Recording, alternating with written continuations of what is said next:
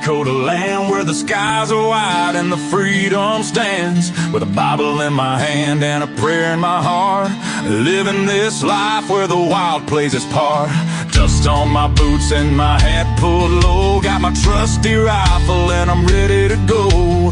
Hunting the game as the sun hits the sky in the heart of the 701. I feel so alive. Guns and the 701, that's how we roll. Faith in the good Lord, that's how we hold the line of the legacy that runs through our veins. In this wild, wild land where the spirit remains, we're living free, living bold side by side,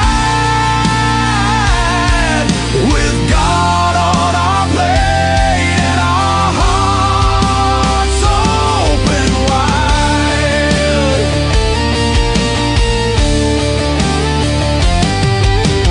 Ranching the fields, the cattle run free with a purpose so strong, it's our grand legacy. The rivers run deep as we cast out our lines, fishing the waters where the North Star shines. Got the warmth of the sun with the chill of the night. With every shot fired, we're ready to fight for the freedom we cherish. The second is true. With family beside us, we stand through and through. Guns and the 701, that's how we roll. Faith in the good Lord, that's how we hold the line of the legacy that runs through our veins. Into this wild, wild land where the spirit remains, we're living free, living bold side by side,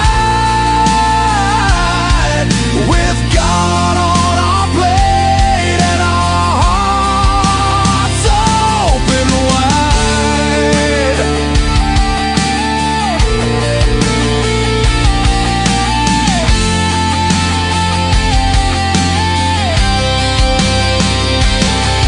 In a world that's spinning with sins that they wield, we stick to our values, our fate is revealed. With the word as our guide, we tread on the earth, a community built from the love, not the curse. Raising our voices, singing loud through the night, for God and our freedom, we'll continue the fight. Let the rifles ring out, let the spirits align. In North Dakota's embrace, our souls intertwine. So when you hear the gunshots and feel that proud sound, know it's faith and freedom that echoes around. From the fields of the ranch to the depths of the lake, with God on our side, there's nothing at stake. Guns and the 71, forever we'll stand in the heart of our faith in this great free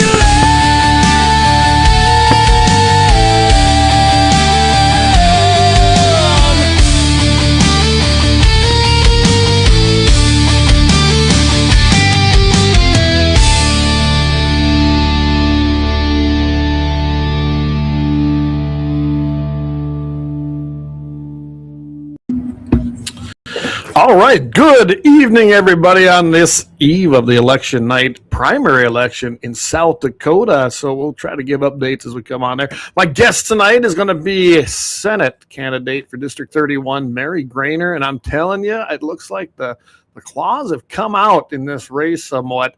And Mary's the one that needs to be the senator. We all know that. She's going to be the guest here tonight. She's going to tell you about a few things. And I like the chair ad. I really do. So we're going to talk a little bit about that. But I'm telling you, we just seen a text that come in from the other side, from her opponent. And it's getting worse. And we're seeing his true side. So that's good. Maybe people understand that. We got a week to go.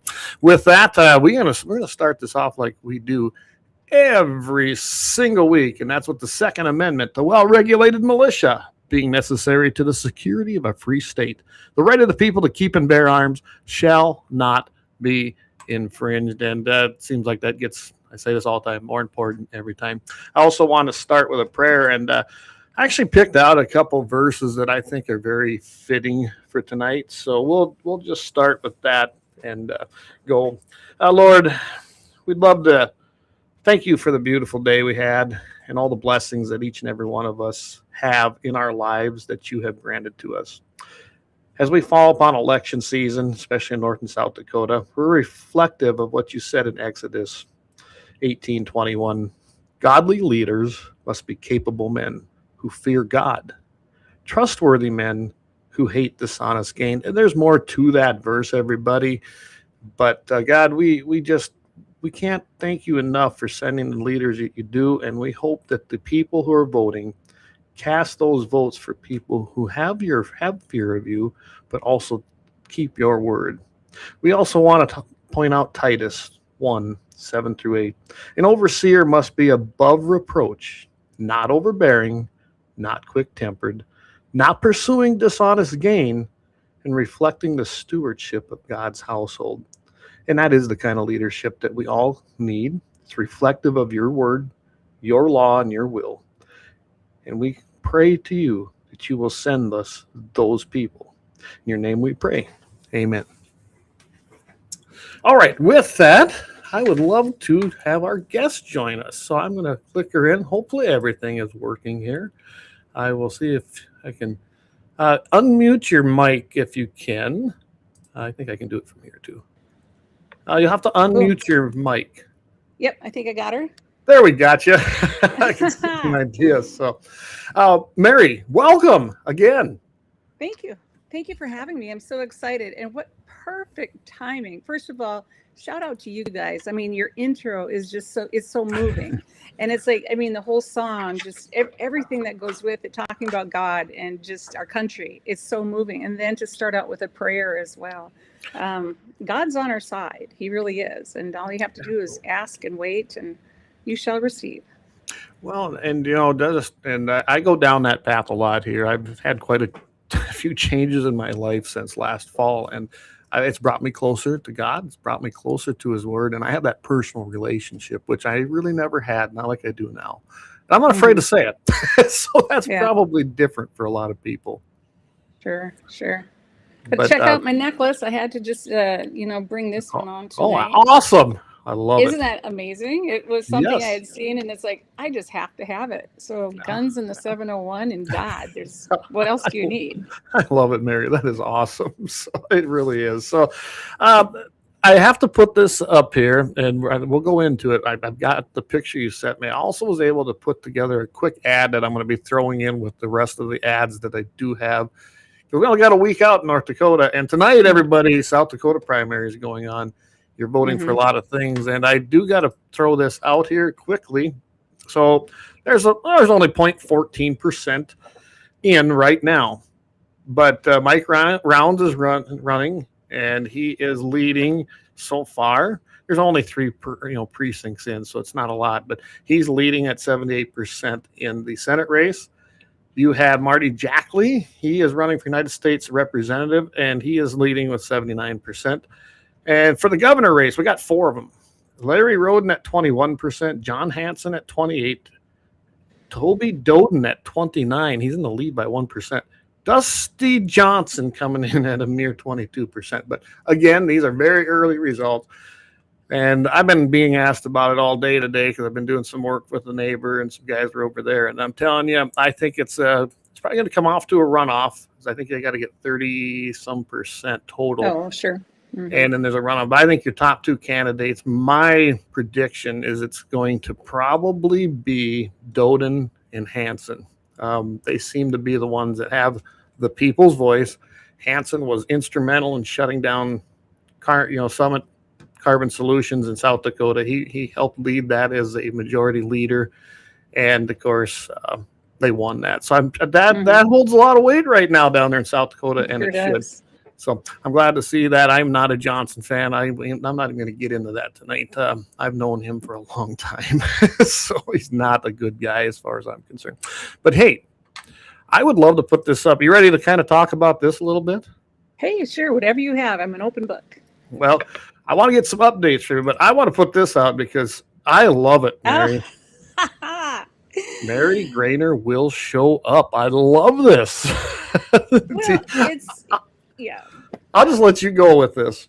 Well, all right. So this is kind of a play on what he had done to his opponent a few years back, and he said that the former senator never showed up. And it's like he did live a distance away. He lived in Selfridge, and there was somebody that had cancer. I understand that he was away a few times because it was a family member, someone had cancer. And then, of course, you never know with the weather. And sometimes those storms will just catch up and you don't even know when they're coming. And so there were a few votes that he did miss. And so my opponent made sure everybody knew about it. And I thought, well, what's good for the goose is definitely good for the gander. And he just has not shown up for the constituents of District 31. I mean, he says, I had heard on the radio that I was spreading misinformation about Senate Bill 2322. Well, the only... I got to interject something here. What is it about you, me, people like us, patriots, just freedom-minded people? How come we're always the ones with misinformation? Yeah, isn't that crazy? It's we crazy. Probably read more, yeah. Go ahead. The voting record speaks for itself. The bill did not pass. Thank God. Thank God it didn't pass. But he was one of the 21 senators that voted in favor of eminent domain. You can't get around that. I mean, how can that be misinformation? You just have to go ahead and look at the books and see how he voted. That's all in black and white. The bill didn't pass, so I think it failed 21 to 26. I think those are the figures. But I have nothing else to say. It's the truth. But one of the things, he didn't show up for the convention. And that's kind of how this all started. It's like some people started calling him No-Show Shively. So No-Show Shively doesn't show up for you. And I like that. and so not only is he the senator, he's also District 31 chair. And the chairman is in charge, or the chairman or chairwoman is in charge of taking the delegates to the Republican convention. Well, if you can't go to the convention, because some people just can't, whether there's a conflict, and there were some conflicts for some valid conflicts, and then there was just some boycotts from others. Anyway, so he also helped rewrite our bylaws a few years back, along with a couple other people I won't name right now. I believe I was there when that happened. I think I was on that committee yet. Oh, sure. Yeah, absolutely. Yeah. So anyway, those bylaws all passed. Well, part of the bylaws is if you can't make it to an event, it's your duty as a senator, or excuse me, it's your duty as a chairman to go ahead and assign a proxy. I mean, that's a no-brainer for anybody, for any organization. Right. If you are the chairman or chairwoman, you need to assign a proxy if you can't attend an event. Pretty basic, very basic and simple task to do. Well, everyone got to the convention and they're doing the credentials at 9:00. And it's like, well, where's Don? Where's Don? Nobody knew where Don was. But giving him a break, they thought, well, maybe he's in the coffee room, because those convention centers get to be large. So maybe he's in the coffee room. Maybe he's in like the silent auction room. Who knows where he might be? All right. So 3 people texted him. Karen Rohr, Representative Karen Rohr texted him. Representative Dawson Hawley texted him. And our vice chairwoman texted him, because our newly assigned vice chair, who had only been a chair since that Tuesday, who just so happens to be under investigation with the Ray Holmberg case. He's still under investigation. He's our new vice chair. And none of them showed up. And so they all texted him, hey, Don, where are you? Thinking, okay, maybe there's an accident, maybe there's something. And he just replied to all of them, can't make it. Well, who does that? Who leaves their delegates hanging at a convention? Now, he wanted to be chairman so bad, so he won his chairmanship. So I thought, well, I'll take a little work off his plate and I'll just run for Senate. I love it. And for those of you who don't know, and I can say this because I can say what I want, Don, he pretty much held because the chairman holds it where they want, and he held it in Elgin, and he made sure that he had the place stacked. Oh, it was in Mott. It was in Mott. Sorry, in Mott. And he had it stacked. That's his hometown, everybody, by the way. Had it stacked with people that were going to vote for him. It It's Well, not but the I first only time lost. that's been tried. I only lost by 20 in his hometown, so I'm pretty proud of that, honestly. Well, that's not bad. It's kind of like when I ran for county commission, I didn't really have a lot of time to run, and I only lost by like 19 votes. I can't imagine if I'd have got out there and actually ran a campaign. But no, you got to feel good about that. It wasn't a landslide by any means, was it? No, gosh, no. But and there again, it's like, so he didn't show up to the convention. All right. So where is he? No show shy, but he didn't show up. He didn't show up for the landowners because on Senate Bill 2322, he voted in favor of eminent domain. Well, he also didn't, and I have my notes here because this was my handwritten notes. I made that ad, by the way. I mean, someone put it together for me, but it was all me. He also didn't show up for our district when he voted he voted to deny funds to cities, counties, and townships that conflict with energy infrastructure projects. So if somebody didn't agree with whether it's wind towers or solar panels or carbon capture pipeline, and your county decided you didn't want that, well, you wouldn't get any funds if you voted against it. Are you kidding me? It's like it's rules for thee and not for me. So it's just one person gets to decide what's good for our district. He didn't show up for parental rights, and this one here is really going to get you. He voted against allowing a parent of a minor child in a medical exam room, and that is House Bill 1450. Now, so you don't have to go back. He voted to keep parents out of medical rooms of their own children. Yes. Wow. Now, do you remember the Olympics, the little gymnastic gals? So it must have been 2-3 years ago when this had all broken, when their medical provider, it was a male doctor, had been molesting these gymnastic girls for years, and the girls were all afraid to report him. So can you imagine sending your little girl into a medical exam room with a doctor and he does obscene things to them? No, would be. Can you imagine? He voted, it almost makes me want to cry. He voted against the parents' rights to allow or to be in a medical exam room with their minor child. It's just, I can tell you this, Mary, if I had a daughter and was faced with that, I'm pretty sure my Second Amendment right would be exercised severely. Cool. I'm telling you, hey, Leon, good to have you on, Leon. I was say, Lynette, let's see, she's got something in here. Oh, yeah, sorry. Yes, I did get some sun. Sorry, I thought that was a question for you. Okay. No problem. Well, then, so if you wanted me to go on, one of the other bills, on Senate Bill 2105, he did not show up for parental rights again of the K through 12 students regarding taking surveys without parental permissions. And so a lot of this has to do, well, I guess we don't know what they have to do with. If the parent doesn't get to see the survey and their kids fill it out, without their parents' permission, you don't know what they're putting on there. It's just like when Obama came into office and when he had put on your medical records, do you own any guns in your household? And these little kids would say, yep, because we do. And so my boys, without me telling them, you don't need to answer that question. That question has nothing to do with whether or not you need stitches today or not, unless it's from a gunshot, I suppose. Well, even then they don't need to know if it's in No, household. they don't need to know that. But it's like, it's all of these things. So where are their parents' rights? And then with all this DEI stuff coming on, and I think I told this on the last show, when I was in the 4th grade, believe it or not, I wanted to be a boy.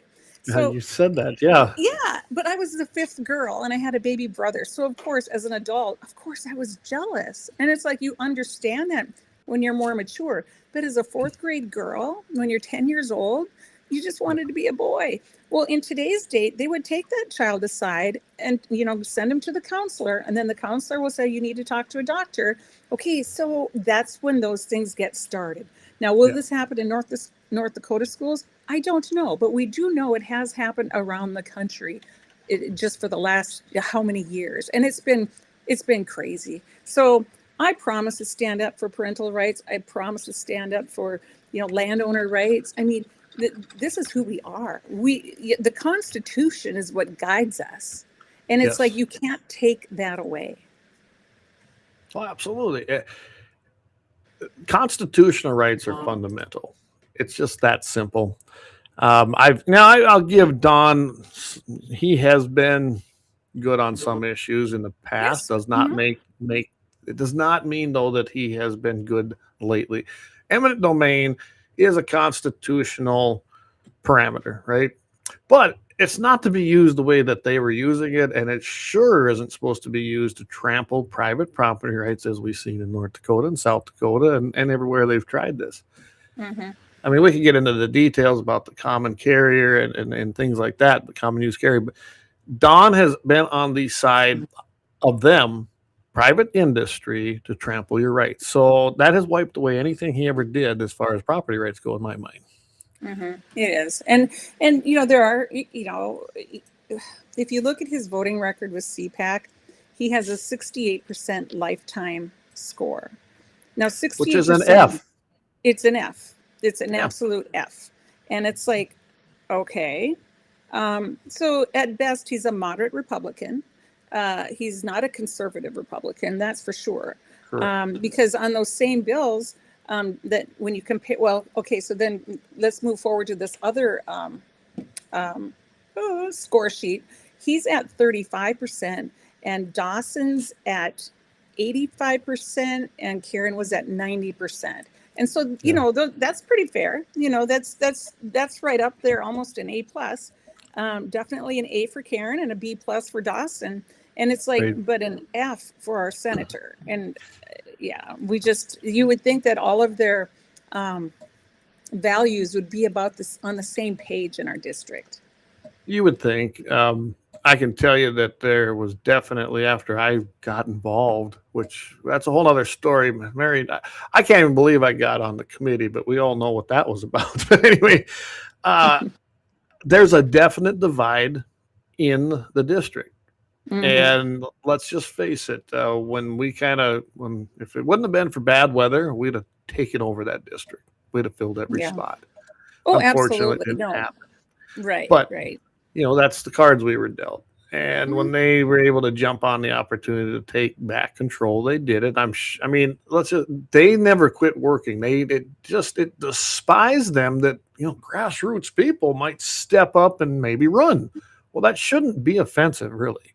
They should be happy people want to be involved, but they don't. They want to keep their little bitty clique there. I mean, I couldn't believe the things I seen in there, Mary, and I can't believe it when I see it in the state party. But when you look at the big picture, I mean, in what world or in what organization would a sitting senator also be the district chair?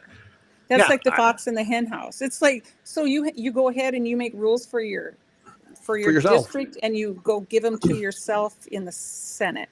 Okay, that makes so much sense. Well, and not just that, they changed the rules then too.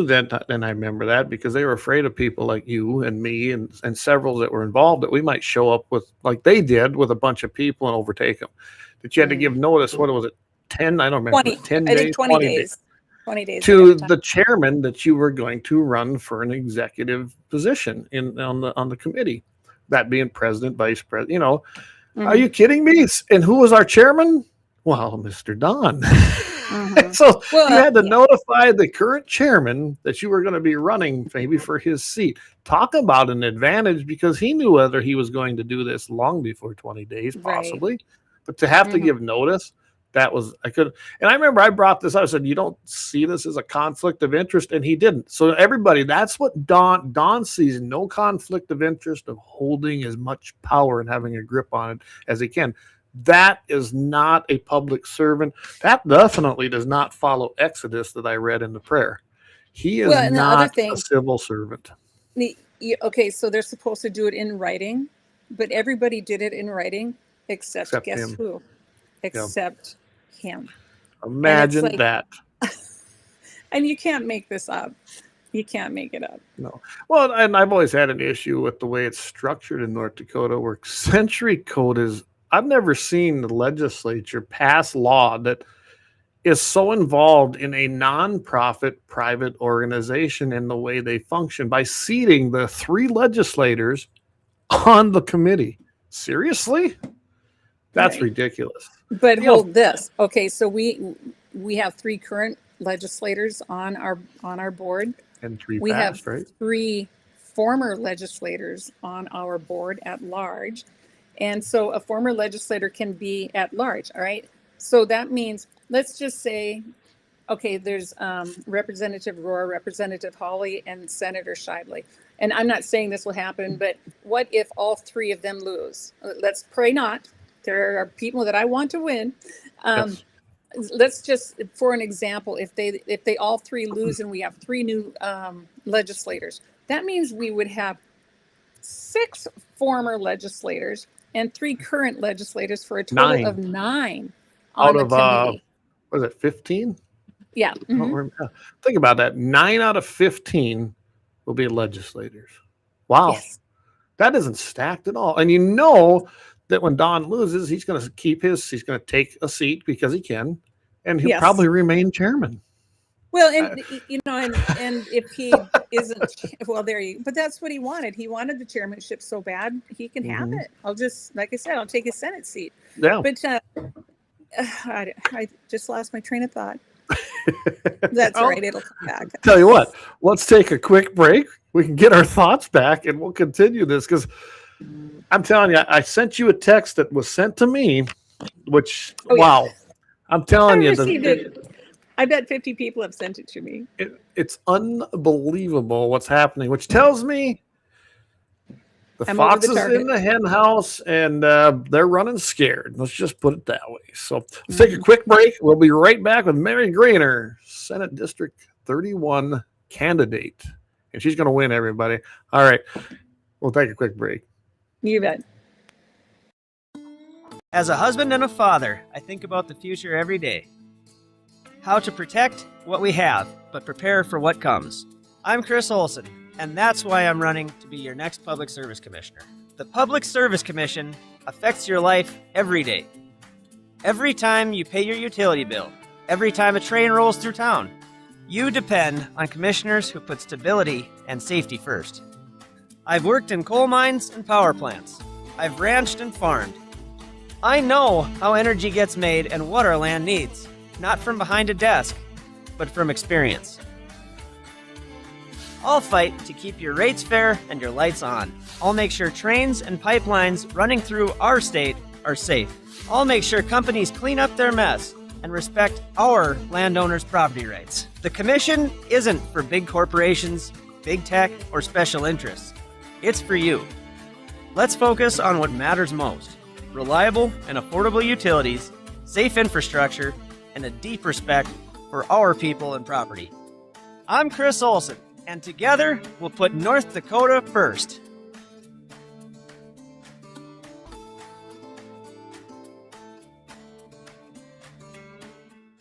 June 9th, 2026, vote Mary Grainer for District 31 Senate and bring back conservative values.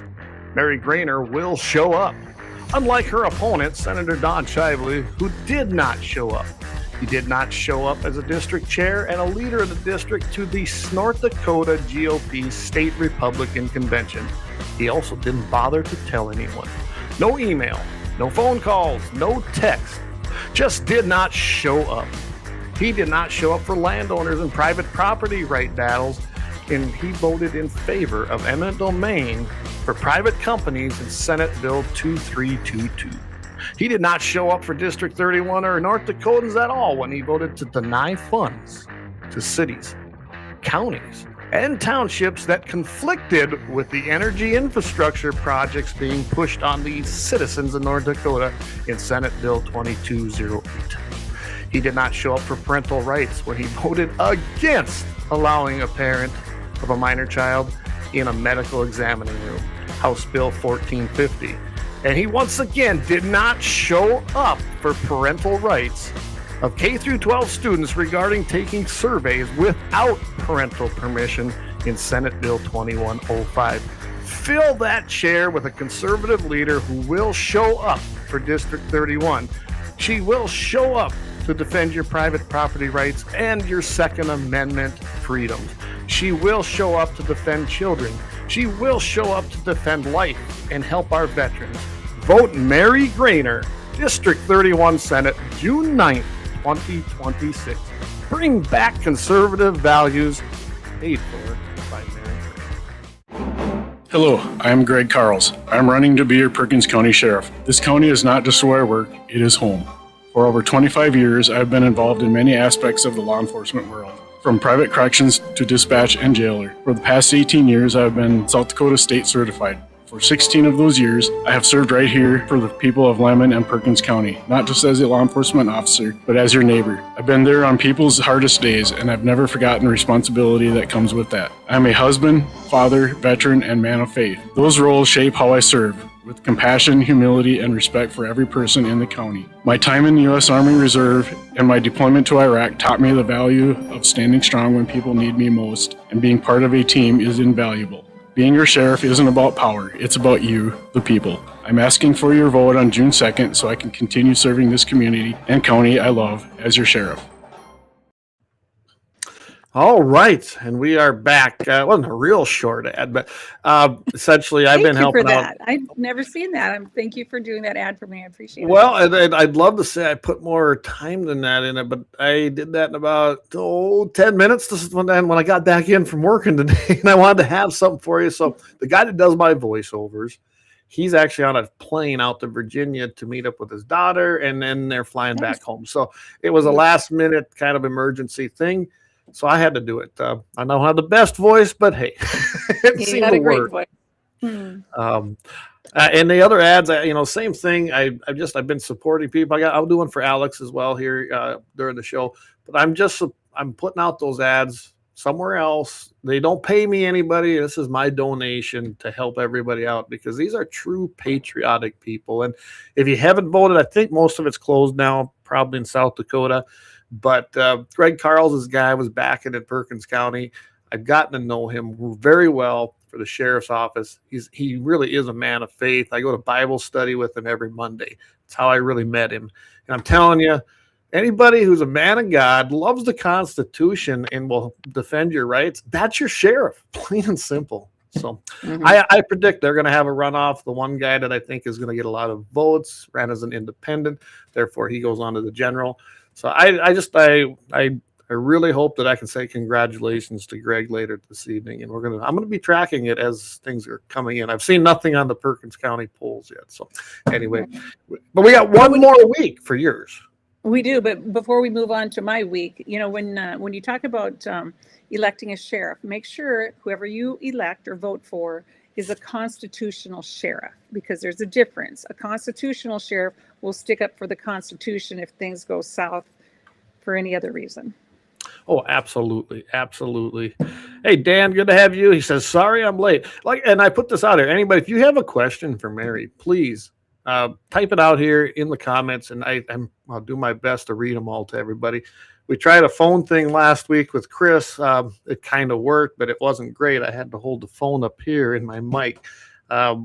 Give us about a month, and I think we'll have our new board and all that set up, and we can start taking phone calls. Because I'm a one-man show here on my on the show. I do this one, the other guys do theirs. We're all one-man shows. Well, that's all you need. That's right. That's right. But yeah, so the sheriff's office, as you said, is a very important one. It is the last opportunity of defense against tyranny, isn't it? It is. And then if a U.S. Marshal comes on your property, they actually need permission from the county sheriff before they can do anything on your property. That's how important your sheriff is. And that's why you want a sheriff who doesn't go, oh, okay, let's help. No, they should ask some questions first. And I know Greg would. I've had enough conversations with him that I trust him. And anyone that knows me, I haven't been a real fan of law enforcement. And I'm telling you right now, this guy I trust. When I speak to him, when I talk to him, when I see him, and we've become friends. So that says a lot, because I do trust him, and that's why I endorsed him, because I do believe he's the man for the job. So yeah. Corey says, when Mary wins, work on Highway 49, please. Woo! I know. I've had other people text me about that as well. It's treacherous, and infrastructure is a big deal, and it's not just for just to go to town, to go shopping. Oh no, Right. you have people hauling their commodities, your grain, your cattle. It's about safety. I mean, you could practically fall into some of those holes. Some people don't even take motorcycles on those roads because for fear of falling in the craters. Well, like right here, we have Highway 31 north of McIntosh, South Dakota, and Highway 49, which comes off of Highway 12 by Thunderhawk, and then rolls into South Dakota. That's the only two routes heading north to anything, unless you really want to drive way far west or way far east. I mean, that is the two routes here, and they're both pretty bad. 31, they just started going up. They chewed off, I don't know, about looks like 3 inches of asphalt on it all the way to the Highway 21 junction. I don't know what they're trying to accomplish. If they go over that and try to put a thin mat, that's not going to last. That's a Band-Aid. That's going to be just a waste of money. If they just decide to tar and chip seal it, it's not going to last either. It's a Band-Aid, I suppose, because squeaky wheels have been, squeaking hard and loud. Well, and I think what happens, though, they have so much budget. They budget it out for years, decades maybe, as to where they're going to need their money. And so, because they did that on Highway 1806 too, they actually took I want to say just maybe an inch or 2 inches off. They shaved it off about 3, 4, 5 years. I don't know if it was before COVID or after COVID. I can't remember.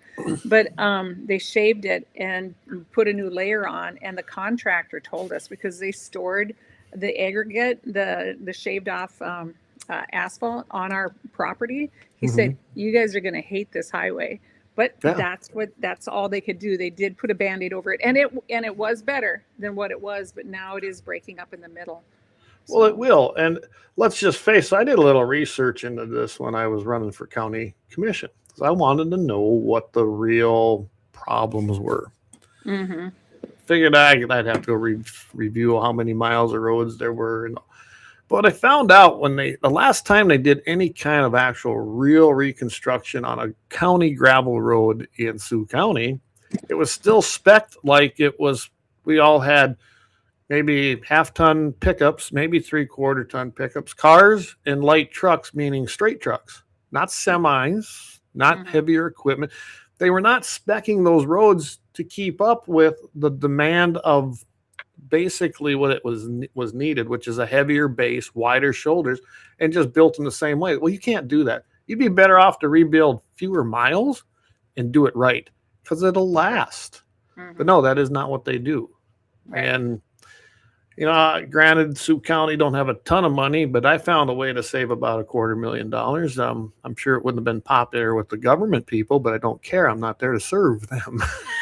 Well, maybe if we just took some money away from the Leering centers and put it towards our taxpayers and their needs, there you go. Maybe we can afford a new bridge by Fort Yates, or maybe we could afford our new better highways and whatnot. So, well, and and I see when I travel east, some of these roads get rebuilt every 4 to 5 years. Okay, granted, they got heavier traffic, but they got to start focusing on these smaller western roads, or they're not going to have any left. I mean, it's not a matter now of just complaining. They're literally crumbling. And you've seen it. I've seen it. Sure. The only place that really gets any good road construction is probably up there in that Watford and Williston area. And 49 was supposed to get done this year. And Corey, you'll have to remind me, it got pushed off to like 2028 or even 2030. I don't think the road will last. I really don't. So anyway, so Dan Haggerty, he says the sheriff can call a constitutional militia also. I've always thought that the sheriff should control the county armory for such reasons. That's a good point. The sheriff's powers are so large, and that's written that way on purpose. It's to protect us. Like it's our last line of defense, and that's why they were given such broad sweeping powers. And it was to protect the people, and that's why they're elected. I've heard of this idea of having county commissions, go and change the actual laws, but have the county commissioners appoint them. No, I'll never support that. Well, then go back to what we talked about earlier about if you don't vote in favor of certain energy projects, you're not going to get any federal funding, and that's what my opponent voted in favor of. Yeah. And infrastructure projects, and granted, might have been energy, but that could have been any infrastructure Right, projects. but that's just it. But no, what that bill did, that wasn't about energy. The other bill, on Senate Bill everything? 2208, he voted to deny funds to cities, counties, and townships that conflict with energy infrastructure projects. So say you don't get that, say you conflicting vote with the against, project. I got yes. you. Mm-hmm, Yeah. mm-hmm. Wow. So, Isn't that something? yeah. It just frustrates me to no end to see that. So I got to read this. I want to read it because I had it sent to me, and I'm like you said, you had it, but I think people need to hear this. This is the kind of stuff that is going on out there. You're going to have to put me on mute because I'm going to die laughing here in a second, but go ahead. So this is from Don. This is the District 31 senator, everybody. And chairman. And didn't show up like so many others at the state convention of the paid membership of their party. That's a big old insult to begin with. And let's not forget, Jim, Kevin, and Don are all running as the endorsed candidates, but yet wouldn't show up at the convention to endorse candidates. Really? So, all right. So here's the text that Mr. Don Scheibele, did I pronounce that right? I got a different name for him. Unfortunately, the District 31 Senate candidate, Mary Grainer, has shown troubling pattern of poor judgment. Oh, really? At a District 31 meeting, Grainer spent 20 minutes claiming a hurricane over South Carolina had been steered by humans to drive down property values for mineral development. Let's break this down. Go ahead. The floor is yours. Well, what he needs to do is do a little bit of research about weather modification and then ask yourself, okay, how many times will a hurricane hit land? It'll be a large hurricane out in the ocean, and then it hits land. I don't know what it was, like a 1 or a 2, and then picks up strength over land, and then moves inward, moves west over land, and increases to like a 4 or a 5 hurricane, and settles right on that spot for a while. All right. So then there's a key to this. Go ahead. I was just going to say, all he needs to do is look at weather modification and maybe U.S. patent number 20100072297A1, which talks about weather modifications and geoengineering to steer hurricanes. I don't know about you, but I know I have a lot of friends down in that area as far as Florida, all through the hurricane areas. It never picks up. Maybe sometimes across Florida, very seldom. It doesn't pick up though during land. When it crosses, it gets back and then it does. It gets towards, but it doesn't move inward, pick up steam, and stop. Yeah, it just don't do that. Right. And then the just because I have a show on Beck News, although I'm on hiatus right now until after the primary, but I've interviewed people from that area, and is the government going to come out and admit that that's exactly what was done? No, they're not going to admit that. But those that I've interviewed that know people, they have inside information and they know what has been done. And they were looking for lithium. There's huge lithium deposits in that area. And so what they do is they condemned the land, and now they're able to mine lithium. And that's for your batteries, which they're going to need with, all of this, whether it's the data centers and the cars. I mean, they need lithium. They need these mineral deposits for all of this batteries.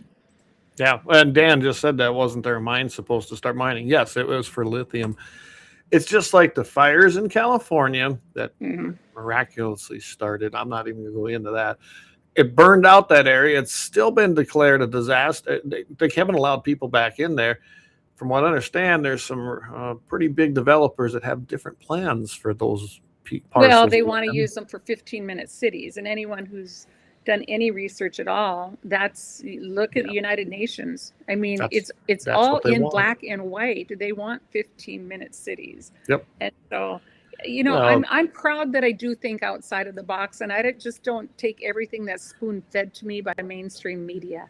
I actually think outside of the box and put things together with witnesses, interview the appropriate people, and share the news. And so if they think I'm crazy, then more power to me. hey, I got to get some new conspiracy theories because mine all came true. I mean, it's just the way it is. I mean, the same thing happened in Hawaii. We still don't know what happened Oh yeah. there. hmm And Well, I we actually, do, that was, but is that Lanhai, Lanai, not Lan, oh, starts with an L. Anyway, Lahaina, Hawaii, I want to say, if I'm pronouncing it correctly. I interviewed people that are from the area, and anything with a blue roof. You could have a blue car, you could have a house with a blue roof, nothing with blue burned. And and there again, and I know a lot of these things, if you haven't looked at it or looked into it, but look into direct energy weapons. And again, you can find that all over the government website. And just learn for yourself. And that's what I say when I do things on TV. I always say, here's some information. Now it's your responsibility to go look it up yourself and to determine whether you want to believe it or not. oh, absolutely, absolutely. All That's right, just good journalism. yeah, and we don't have a lot of that anymore. All right, and he goes on to claim. He says she also claimed that herbicides and pesticides are poisoning our food supply. Promoted the idea that airplane condensation trails, as he calls them, we know what they're called, are secret government chemical experiments, and defended the claim that colonoscopies cause cancer. Don, I'm going to flat out tell you that pesticides, and they are poisoning, and herbicides are poisoning a lot of things. I've proven it on my own place by shutting it down and seeing the results before and after. I'm not saying there isn't a place for some of this, but it's the way we're doing it. We're overusing it. And I think what part of it is, and he's a huge farmer, and we farm too. We farm and ranch, so we see both sides of it. But when people use Roundup to go ahead and burn down a crop, that's where the glyphosates are coming into your food supply. And that's, Don, you can look that up too. It's true.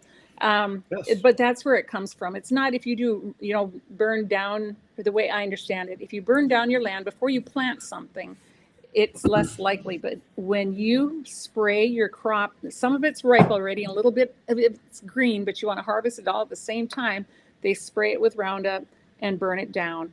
And have we done it in the past? Yes, but we are getting away from that as well. Well, and dicambia, which is Roundup, and I forget the other two chemicals. It's a cocktail. It's even stronger. I've seen firsthand the residual effect on the tillable acres I have by my renter.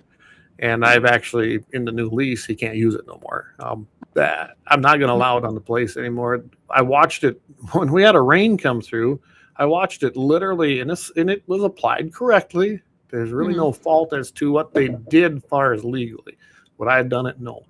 Washed into my what I call my waterways, which are grass areas in between the fields, which they keep overspraying and they keep getting smaller, which that's a whole nother issue.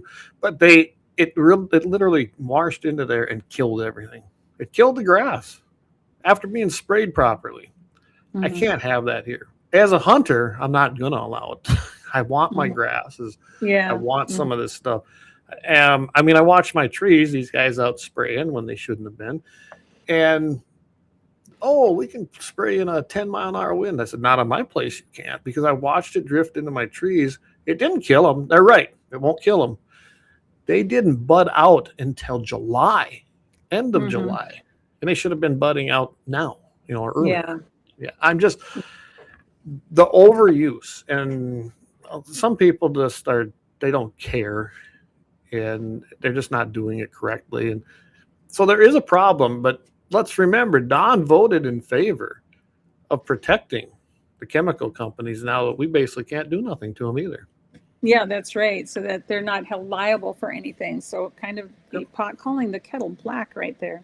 Yeah. But I think in the next, that same paragraph, he talked about the, and he used them condensation. It's called the chemtrails. Contrails. Okay. Contrails versus chemtrails. So he doesn't even have that correct. But there are such things as chemtrails. I have interviewed the U.S. Air Force whistleblower, Kristen Megan Kelly. She's been on our show many times. She's actually been in North Dakota because she testified during the COVID days regarding face masks. She's worked with OSHA and whatnot. And so she's I just quickly looked this up, and this is just a coincidence that I was going to be on tonight. And that text came out a half hour before the show. So it's I know. Yeah. we're going to be. But that's reading. God working. That's God working. Absolutely. It's like, holy buckets. He just gave me all the ammunition I need. But she's a former U.S. Air Force bioenvironmental engineer and industrial hygienist. And way back in 2013 and 2014, she blew it wide open with the chemtrails. And how did she know? Because she worked for the Air Force. And where did she work in the Air Force? She worked in the hangars where they had these 50-gallon drums of chemicals that they were putting in the planes. And it was going into what everyone back then thought were contrails, but they are chemtrails. And you can take a look at that. You can research any of that on any government website, and they do now admit that there are chemtrails. Yeah, and there are. So anytime you see where they've shut down air traffic in the skies, we've had it. It was here. There was one recently during the, when the government was shut down. They either canceled flights or completely weren't flying out of certain airport. Did you look up in the sky, everybody? Crystal blue. It was beautiful. There was nothing out there except clouds. Condensation trails are different. They exist, but the chemtrails stay there. If you ever watch these planes, they stay there for like all day, it seems like. Right. I see a contrail, which is a true contrail, which is condensation, and it has to do with the temperature and the crystals up in the clouds. Correct. That is a real thing, but they dissipate usually within minutes. You can watch a plane go and it'll dissipate right behind it. But a chemtrail is going to get there. They spray it, and then it gets wider and wider and wider and wider. And you can see where with the research that I've done, what they're trying to do, which will never happen, by the way, because our universe is so large, is they're trying to block the sun rays because of solar damage and whatnot. And it's absolutely ridiculous. But I'm trying to find, I'm looking at my photos right now because I did some door knocking last week during that rain. And so I was up on the north side of Mandan, and you guys can do this yourself too. The next time you get some heavy rains, go look at your downspouts and look at the foamy mess. It's like suds underneath your downspouts. And if I sent you photos, could you still pop them up yet? I can. Yeah, I'll send them to you. Email them to me. Okay. And it'll be very easy for me to grab them off my email and put them in here like on a break. We're pretty high tech here at the Guns so I'll do that on the break. So let's just talk about, and then he talked about the colonoscopies. Let's talk about that. Yeah. He said that I said colonoscopies cause cancer. Big, fat lie. I did not say that. They were talking about it on a Rob Port page. And so what I did, because I'm all about holistic medicine, and I said, this is my exact words. I said, I have a friend who lives north of Mandan. I'm not going to say her name. I mean, I don't think she'd mind if I did. Her name is Sherry Barrett, because I've asked her in the past if I could use her name. And her kids pick corn for me and whatnot. Anyway, she had colon cancer, and she went the old-fashioned route. She did chemo and radiation. And then she did go into remission. And she was in remission for a few years. And then all of a sudden, it came back. And she had two young boys at the time. They were probably 8 and 10 years old. And she decided, nope, I'm not doing that poison to my system anymore. I'm going to try something holistic. So what she did, it's called black salve, SALV. She took this product, and 6 months later, she went in and had everything scanned again. The cancer was gone. Zero. And so I put on that post just to try to give people hope, because there's a lot of people with cancer, and there's so many turbo cancers going on right now. And there's so much holistic. Yeah, there's so many holistic things that you can do for it. I'm trying to give people hope, and they take that and they turn it against me. And Mr. Port actually had made another post about me, about that I promoted black Sol. He couldn't even pronounce it, Sol or something, but it's black sab to be honest. Anyway, and this is one case, a friend that I know that it helped. I also know somebody down in South Dakota, and he was an 85-year-old man. He had colon cancer, and it had spread everywhere. Anyway, he decided he's not going, because they said, you're going into hospice. And he said, no, I don't think so. He had taken fenbenzidol, which was Merck Safeguard. It's a dog deworming pill. And this is the first I had heard of it. This is before I started working for Beck, by the way. He had taken Merck Safeguard, and 5 years later, he's still raising 600 head of cattle, and he's cancer-free. And so you can't tell me there aren't things that work. There absolutely are. Mary, as you know, probably that we went through a deal with my son, Leighton. And we had no, it was stomach. We didn't know what it was. I mean, I've never seen a kid that just lay there in a ball who was so active, and he just was miserable. And we tried it. We tried the medical route. Got nowhere. Sanford did nothing. They just were grasping at straws. They wouldn't even do the things I wanted them to check for. So, Danelle just posted it on Facebook. We're just looking for help. And we found a gal down in Isabel who did biofeedback. That's another holistic tool. Summer Peterson is great over here, not far from me. Oh, sure. I'm a big believer in that first. I will go to that first for anything before I go to a medical doctor. Again, $23,000+ later, we found nothing out at Sanford. I can tell you it was a lot cheaper doing it the other way, and it worked. And he got better. He had parasites. It was very simple. What were they testing? Crazy? They said, they took stool samples. They did blood work. What were they doing that they didn't find this? I'm telling you. And that's so common. I mean, everybody has parasites of some form. We have them. It's just as to what they do. And she could tell that his bowels were inflamed, which was making it worse. And I mean, the things that she figured out, and then we found out were true.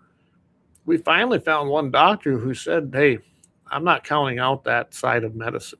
I think that. Nice. I'm not going to say his name because I don't want him to get in trouble, because I think he's one of the few doctors up there that I might trust. And he says, just keep doing what you're doing. And we did, with her. And I am a big believer in that. I mean, chiropractors, you take like that Dr. Fogarty that's on Cape Fire. He's a good friend of mine. It's real stuff, everybody. It works. And by the way, this is not new. That stuff's been around forever. And they knew it, and they hid it from the people. I can tell you, I take ivermectin weekly, 2 mils every single Saturday, just so I can stay in a habit, as just a maintenance thing. I haven't really been sick to speak of for, I don't know, I'd say going on 6-7 years. I mean, once in a while I get something, but not like everybody else. You can take ivermectin and rub it on like a sore joint, and because I have a little bit of arthritis in this joint right here, and it'll make the pain go away because it helps with inflammation, whatever's in it. Ivermectin is one of the oldest drugs around. In fact, they used it in many of them in the wars for our military men and women that were serving for different things. It's cheap, and that's why they don't like it, and it's accessible. I mean, I can tell you flat out, everybody, if you want to get it, you can just go get it right off the shelf. It's not under a veterinary feed directive yet. I suppose they'll be trying it. And do 2 mils every week. I don't recommend taking it straight. It kind of burns. Put in orange juice, milk, water, whatever you want, and just down. Oh, so you use the liquid form? I always use the paste. The paste. I just liquid form, 2 mils, got it in the drawer up there. And I'm telling you right now, I mean, I will tell you this too. When a tick does get on me, if I don't notice it, it's usually dead by the time I get into the house. Wow. So you will find a dead tick on you. You won't find one in you. That's awesome. So, wow. I mean, which would make sense. It's kind of a parasitic type creature. Absolutely. Wait, but going on further, in that one paragraph regarding the colonoscopies, I posted a link to where it said that it can spread cancer, because basically what they think happens is the scope might scratch something that's cancerous, and then it might spread it that way. But did I say colonoscopies cause cancer? No. No, I did not say that. And that's not uncommon with a lot of things. I know people have had biopsies of different stuff, and all of a sudden it takes off. It just depends on the nature of it and how it reacted. Right. I mean, and I'm not a always medical professional. I'm just going to say that. I'm not a medical professional, but I do try holistic things that are offered to me, and they've been successful. Yes, absolutely. So I'm Justin, not trying to give medical advice in any way, shape, or form. Justin says HARP. That's what I know all about. That too is used to push chemtrails and move it into our atmosphere. Yeah, HARP is real. It exists. It's it's in Alaska. You can see it. You can look it up. There's not a lot of information out there on it, not from our official entities, but it does exist. Yeah. Dan says Big Pharma would go to extreme lengths to keep the cash cow flowing. Absolutely. Many of the diseases we have been introduced in order to sell drugs. We are the most medicated country. Our population is the most medicated in the entire world. I don't know if anyone knows that. That's a fact. And we're the sickest. We're the sickest. We are we're the most sickest. Obese. But yet we're the wealthiest. And so, and all of that has to do with I hate to say too much because, it'll come back to haunt me. He's going to use everything against me. But the medical industry keeps itself alive. I had one of my pediatricians when the kids were little.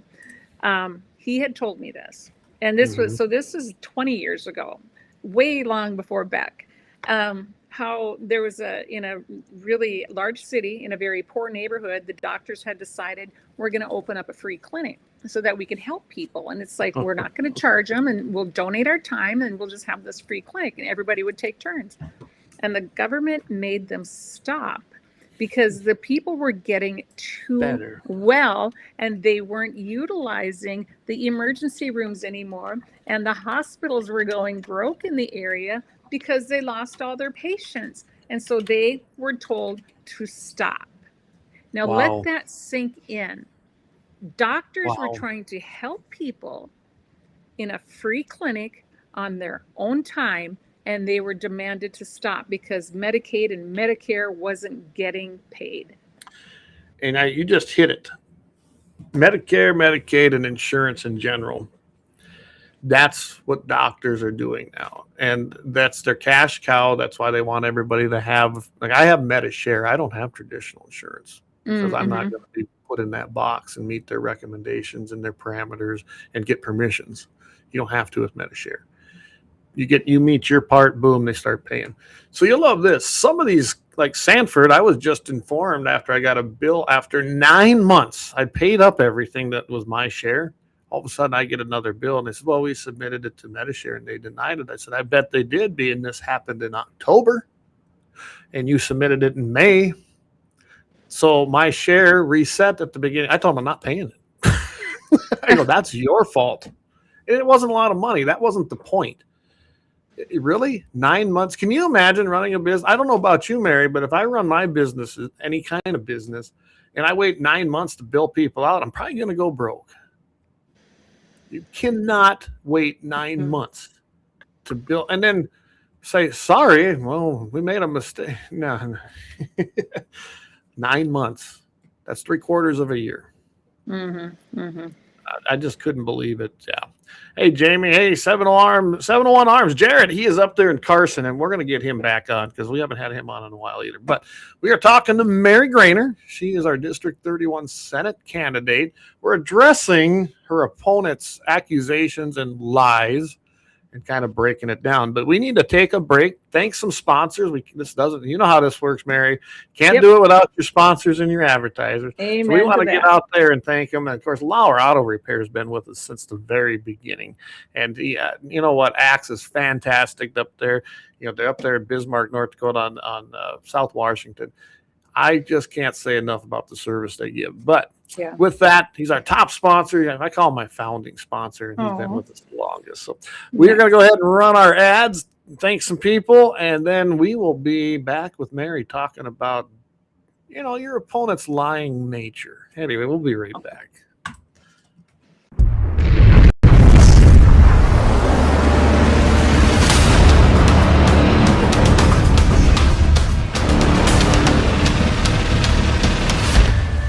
Lauer Auto Repair, located at 309 South Washington Street in Bismarck, North Dakota. Give them a call at 701-258-6308. The team of mechanics at Lauer Auto can take care of any problem your vehicle is having. And when you do business with Lauer, you can be assured you're doing business with a pro Second Amendment America First repair shop. There are plenty of other auto repair shops in the Bismarck-Mandan area. But why take a chance at patronizing a shop that might not have your beliefs at heart? Make no mistake. Lauer Auto is your pro Second Amendment repair shop. When you talk to the guys at Lauer Auto, don't forget to tell them that you heard they are a sponsor of Guns and the 701 and that you appreciate their support of our pro Second Amendment, pro North Dakota live stream and podcast. That's Lauer Auto Repair, 701-258-6308. 701-258-6308. Located 309 South Washington Street in Bismarck, North Dakota. When you want it done right, go where lemons go. Kalon's Auto Service, owned and operated by Kalon and Misty Foss, lifelong locals with over 25 years experience. From modern rides to classic restorations, they can handle it all. Top quality work, fair price, and honest hometown values. Located just one block south of Highway 12 on 6th Avenue West in Lemmon. Kalon's Auto Service, serving you with all your auto repair needs. For the best gun gear for every and any situation, Little Angry Man Arms LLC has you covered. Top-notch guns from top-name brands like Winchester, Glock, Sig Sauer, and Ruger to essential extras from Magpul, Streamlight, Hollow, Sun Optics, and more. Little Angry Man Arms LLC have everything to make your shooting adventures a success. Visit littleangrymanarms.com today and gear up for your next big hunt, competition, or home defense. Don't miss out on our exclusive deals. Little Angry Man Arms LLC, based in Trail City, South Dakota, your ultimate hunting partner. At Horton LaserCraft, we believe in the power of personalization. Whether it's a cherished memory, a special occasion, or a unique gift, our custom laser engraving brings your vision to life. Our expert craftsmen and state-of-the-art technology ensure every piece is a work of art. From personalized decor to one-of-a-kind keepsakes, Horton LaserCraft makes every moment unforgettable. Horton LaserCraft is owned and operated by a local veteran and his wife located near Thunderhawk, South Dakota. They provide custom laser products at a reasonable price, and their turnaround time is fast and efficient. Custom board cutting, glassware, decanter sets, mugs, assorted stainless steel jewelry, assorted tags, decor, custom acrylic nightlights, and much, much more. Call them up at 605-545-7535. Horton LaserCraft, where memories are engraved.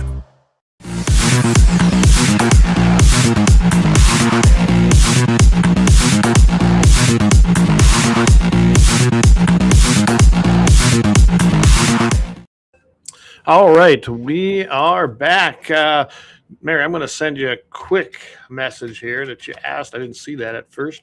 And yeah, that's right. I'm trying to get these sent, and I'm using too many apps. Yeah, no worries.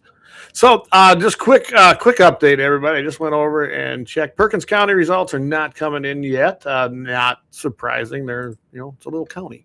But we do have some. We got 184 of the 686 precincts in South Dakota.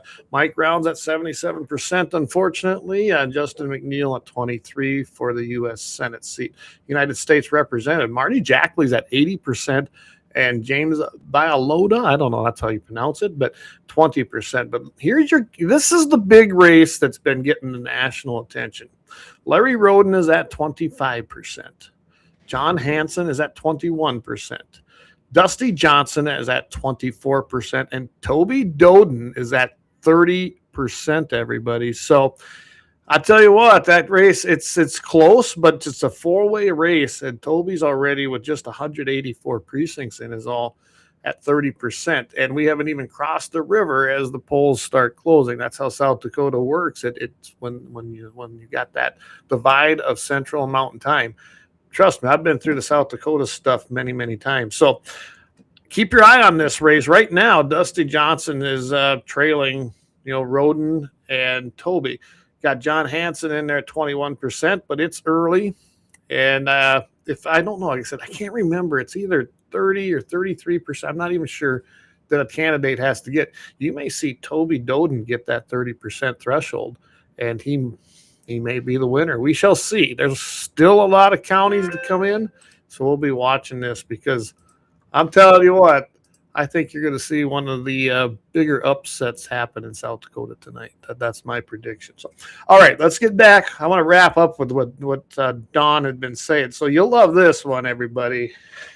Or do you want to read that last paragraph, Mary? Oh, let me get to it. Yeah, I'm telling you. And of course, Don's really he's paid for by Shively for Senate. He's pretty proud of that. So go ahead. This is the last paragraph of his text. All right. Well, first he goes, that is not sound judgment and not what District 31 needs in the state Senate.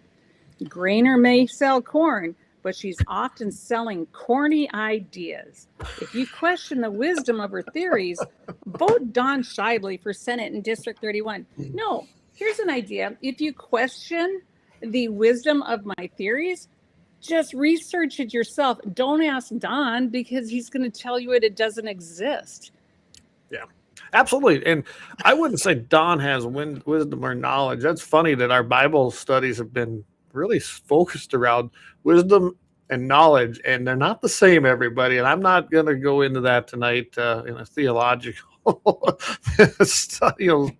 discussion, but you just go on your little phone and put knowledge and wisdom verses in the Bible. You're going to get some great answers as to what it really is. So my phone has actually been blowing up since the show started just because of the text going out. Here's something that someone had replied. He was smart enough not to send it to me, but it was forwarded to me. And from a guy who runs for a position, District 31 chair, and then doesn't bother to show up to do the job he ran for. I certainly wouldn't vote for no-show Shively. Absolutely. I think that sums it up.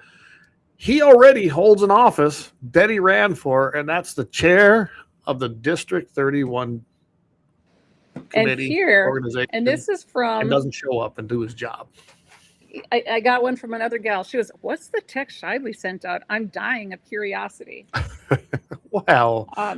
We can help you with that. Ooh, hope you're doing well. Continued prayers almost over. Hello, Alex just got this text, and I just laugh at it. That's, yep. Anyway, here's another one. Oh, and here's the picture he attached. The fact he thinks these things are corny shows what a bought sheep he is. And then she goes on to say, I'm reading it, and well, yeah, no. And then she used no doubt. Okay. I don't know if he read the replies, but I said he sounds like a weak-minded swamp Kool-Aid drinking sheep whose only game is a weak schmear campaign. You must be making him nervous. I think I'll tell you what, from the things I've seen in this campaign, Mary, the people that he has pulled into his camp and the money he's been seeking, because he's been wanting the dollars so he can run. I mean, the campaign ads they run, they're spending a fortune. He's worried. Evidently, something is showing. I've been involved in a ton of campaigns, and generally, when your opponent starts attacking you personally, starts running as many ads as they can, as many places as they can, it's because internal polling shows that you're behind. Yeah. Saw that in several of the bigger campaigns I was with in South Dakota, And when we were behind, the teams got a little bit nervous. So we started trying to pinpoint where's the area we have to really focus on. In that particular campaign, we figured out it was Pennington County. And we went down there and we hammered it out and we delivered a victory. But I'm telling you, he ain't doing that because he's not visiting the areas he's losing in. Well, it's just insane. And then, of course, he uses an AI photo. I mean, they had there was a bill in the legislature that they have to identify if they're using AI, but he's actually using artificial intelligence to run a smear campaign against me.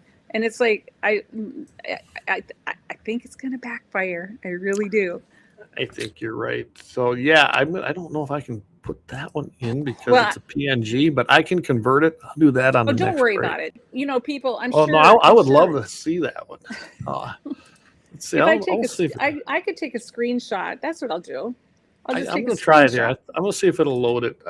Our program does a lot of things, but no, I'm going to screenshot it because then it's just like anything else. I got it. And then I'll just send it to you. But yeah, so anyway, I got it. I think I got. Oh, it didn't come through. Was that what it was? Is that the full thing? No, that's the one. Yep, that's me. The blonde hair and the tinfoil hat. So he didn't really put your face on it? No. Oh, okay. So he used AI, his friend data center, to make. I'm telling you. Well, I don't know if you get the I do. But that goes out. I do. I don't, but I have been at it or putting ads in it. Okay, so him and Jim and Kevin had one in there, and they're all buddies, and they look all AI generated. It's like it was all AI generated. Every bit of it. So every single one of their ads and every one of their brochures is AI generated. And it looks tells you a lot, don't it? It does. Well, there's one of your pictures. Oh yeah, and can you see the chemical? All right, so look towards the top. It almost looks like an oil ring. That's what does, don't it? And these are random houses. I was door knocking North Mandan up by Old Red Trail. There's another one. Yeah, and I just took a picture of every house I went to. I have personally seen that even in our own downspouts. And I've never seen rain foam not like that. And this is after it had rained. I think we had gotten a full inch, and this is the end of the rain. This is the end of the rain. So this isn't even at the beginning. So after it's rained and your roof is cleared off and, the downspouts should have been cleared out, this is what's happening afterwards. Yeah, there's another one. And there's another one.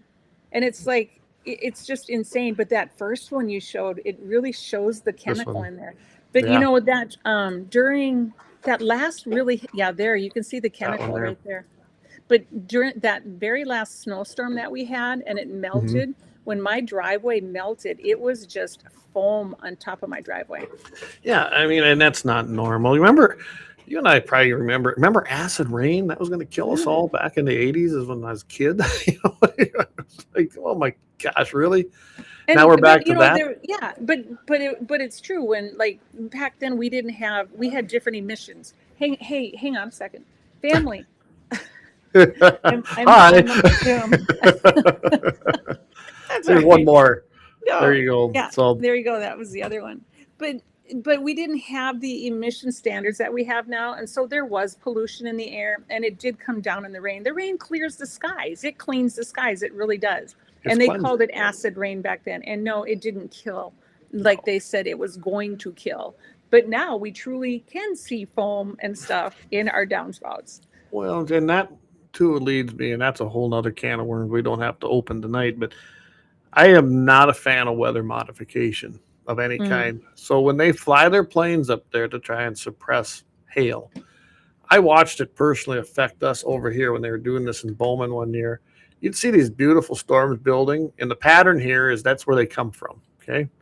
And as soon as those planes flew, they'd just bust apart about Hettinger and then make us a big, dry, droughty hole. And that is what was happening every single time. So they got grounded for a while, and then miraculously, guess what? Those storms kept coming, and we got rain. You can't tell me that's not affecting a lot of weather patterns doing that, even if it's at a local, in a localized area. Right. I'm not a big fan of those either. But But no, you I have just to understand, but when you see those chemtrails above us, that's really not even intended for us. That's intended No. for the East Coast, Michigan, and even, between the East Coast and us, Michigan, Right. and it goes over the Great Lakes, and then it creates whatever they try to do. And so Correct, yep. if you see them up in our skies, yes, it will get hazy and hazy and hazier as those things. And I've taken many videos of all that stuff, but a lot of the stuff that's here is intended for stuff out. Right. And you're right, that because they're getting it up into the jet streams and into the Mhm. prevailing winds, and that's they want to carry it somewhere else. And I'm just Oh, we could go down a whole bunch of rabbit holes Yeah, tonight, and that's couldn't we? just it. I guess if we want to talk about just my campaign rather than all the negative stuff, it's like I just promise to protect your property rights, protect your parental rights. I'm pro-life. I'm pro-veterans. I'm pro-education. Here's the deal. We have $8 billion in our school land trust fund. $8 billion. Charles Tuttle's been sounding this trumpet forever. Oh, and they can't pay our teachers better? I mean, think about that. And now they want to take 100 million of it and put it towards a pipeline? That's not what the school trust land was for. The school trust land was set aside specifically for school issues. It's not to borrow out to other There was a industry. section of land in every single township, if I remember right, when it was Mhm. created, and it was for purely generating money to fund the school. Yes. And they created that because it was a constitutional mandate that the state fund the schools, and that was a great way to do it. People just read history, read the state constitution. We don't need property tax. Yeah, we could replace it with a user tax, which is probably the only way we'll ever get it replaced, but it's unnecessary, and the money is there. When they tell you North Dakota is broke, let's start dipping in and looking at the buckets that exist, and I can tell you, you're gonna pull your hair out when you start really looking into Right. this. Well, another thing I thought about, with schools and whatnot, because it's hard. I mean, you can attract good teachers, but it's hard to keep them just because there is no housing unless you get an old 2-story house with a rock basement that nobody's lived in for years. There just isn't proper housing. So I do what's called My Hometown documentaries on Beck News. And I ran into a community, Lambert, Montana. And in Lambert, they took oil royalties and they built housing for the teachers. And so it's like, why can't we take some of that money? And so I had made that suggestion to somebody, and then they corrected me. They said, well, why don't we just pay our teachers so they can afford to, build or buy their own house? And I'll tell you excellent why. point. I'd rather see the homes built because it's an asset that will stay and will accumulate and even become more valuable. If you pay them more as the retail market goes up in the housing industry, you're going to have to keep and continue to pay them more. So it's not a win, really. Yeah, true. But then also another thing that I had thought of is, I just absolutely love all these big private banks around here. And what they do is they put money towards stadiums, and our kids have the top of the line stadiums in the bigger communities. Well, the smaller communities, they'll get to play there occasionally, but wouldn't it be nice to practice there every day and whatnot? So maybe some of these larger banks or corporations or oil companies or whatever it is, maybe they could make a fund available for housing. So, just like, whether it's Dakota Community Bank or Starion or whatever, bank in their area. In my hometown, what was it? Security First Bank.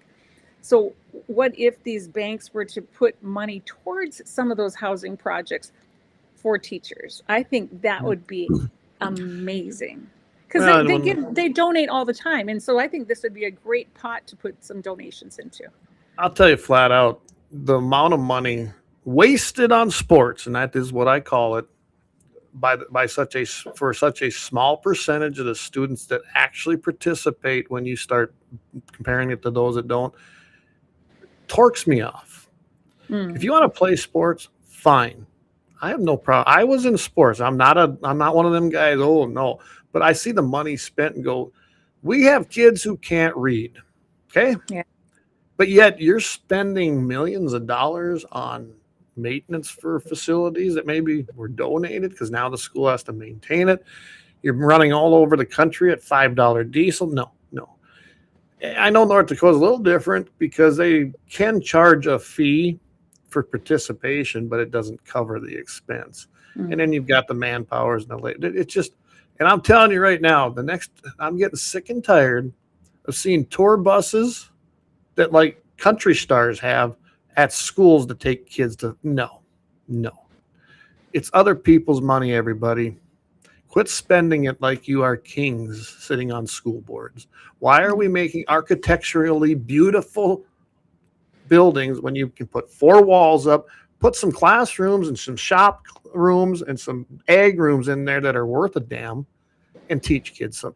We don't need these monuments to architecture. That's ridiculous. Now you lit my fuse. Yeah. Well, I mean, I don't live like that, and I don't believe that schools should either. Yeah, I understand. I get your point, but I still, getting back to my campaign though, I promise to do everything I can to get teachers better pay. We just really need it. So do you believe in merit pay for teachers, meaning you get paid for how good you are? Well, that's a good idea, but how do you justify it? You can't. I mean, because let's be honest, not everyone is conservative, and that's okay. That's what makes our country go round. We're not all going to agree on everything. I understand that. However, hey, Mary, yeah, something happened to your mic. It got real soft. It was moved or something. Sorry, I want people to be able to hear you. Okay. I don't know what happened there. Can you hear me now? It's a little better, but not like it was. Everyone, let me know if you can hear. I mean, we can hear you. Go ahead and speak. There. We got you back. Is it better now? Okay. Yep, there we go. Okay, go ahead. I'm sorry. I didn't want to interrupt you, but. Oh, I'm trying to remember where I was. Like I said, I couldn't hardly hear it, so I couldn't hear you, and I don't really know where you're at. We're talking about basically the schools, and I am all for. What I was saying is, there's Democrats, there's Republicans. We're not all going to get along. So you can't just judge a teacher. Oh, they're a Democrat, they teach this way. Well, because the conservatives will teach their way too, and that's fair enough. But I had my kids went to a little Catholic school when they were in elementary school. Then 2 went on to private school, 2 went on to public school, and they had the best welding and whatnot. Mandan High was an awesome school. Anyway, the one teacher in the middle school at Christ the King, she had posters up of Obama everywhere. And this is when he was running against Bush. And it's like the priest finally had to say, okay, I get it. You want President Obama. I get that. However, you have to give equal wall space to the opponent. So it's, it should not be all one-sided, and they need to adhere to some of those rules so that so kids can decipher some of that stuff on their own. I'm not saying that I'm not trying to force conservative values. I love my conservative values. I get that. How do I word this proper so it makes sense? I'm just saying that not everybody's going to agree with me 100% of the time. They have to have, discern their own choices and see what fits best for them. But when a teacher only shows one side of a story, then you're absolutely right. It should be merit-based. They need to, a teacher should show both sides of every story. And, full disclosure, I'm not a fan of public education. I think it's the biggest failure we've ever ensured, except maybe Social Security. It's probably a bigger failure. But I don't want a teacher teaching any politics. You're right. It should be reading, writing, and arithmetic, social studies. Yeah. Like we had government class, we had history class, but we didn't have slanted views of it. They give us the information, and in all honesty, it was kind of cool because when I was in there, a lot of the teachers had been to World War II and Korea, maybe even Vietnam. Some of the younger ones. Remember, I've been a long time. I've been graduated for 30 years already. So, and they all went on GI grants. Think about this. What a brilliant thing when all them men and women came home. They give the GI bill. They had a GI bill, which give them grants to become teachers. What better people to teach the history of our nation? Yeah. And, and I could tell that probably my history teacher was a conservative, but he didn't say it. He just presented the historical facts in history. Our government teacher, he taught us the process of government, the 3 branches of government, the Constitution, without telling me what he was. That's what they should be doing. Right. Well, and I go back to even in my high school, we had a teacher who everybody assumed, was a lesbian, but we didn't know for sure. Nobody knew for sure. They knew she lived with another lady, but in our minds, they're just roommates. But, fast forward, we know now. But it's like nowadays, everyone talks about their sexual orientation in school. And they should. None of that belongs in school. None of that belongs in school. But that's an agenda, too. That's an agenda, absolutely. But I will also say, I've done a little more research on school choice, and I just came back from Washington, D.C. I was at a CPAC meeting, and I met a gal from Texas, and I'm going to interview her right after June 9th. So next week, awesome. I'm going to try to get her on the 11th. But anyway, she said you have to be very careful because what's happening in Texas with school choice is the money then follows the kid, right? Well, guess what? The Islamic movement is getting money for those kids. They get all this money. They buy old abandoned malls and they put a school on one end of it and the rest of it is a mosque. All right. Yeah. So we have to be very, very careful with school choice as far as how those bills are written because it could come back to bite us. I'm trying to figure out why they accreditate them as a school. They are not a religion. Let's classify them as the cult that they are, and then they can't have a school. That's easy to solve. That would be easy. To me, they don't have a First Amendment right because they're not a religion. The idea that they're a religion is nuts. They're not. Mm-hmm. Yeah. Ooh, it's just starting to rain here. Oh, well, send it my way. Come on. Well, I'll tell you what, Mary. The drops are like this big. We're going to take another break. Out that way. Yeah, we're going to take another break. We've got about 30 minutes left here. I always try to keep this between an hour and a half and 2 hours. I'm going to take another quick break. We'll come back and we'll go on any subject you want to go on. I know how you feel about the Second Amendment. So I'd love for you to talk about that quick, but let's take a quick break and then we'll come back and talk and wrap this baby up. Perfect.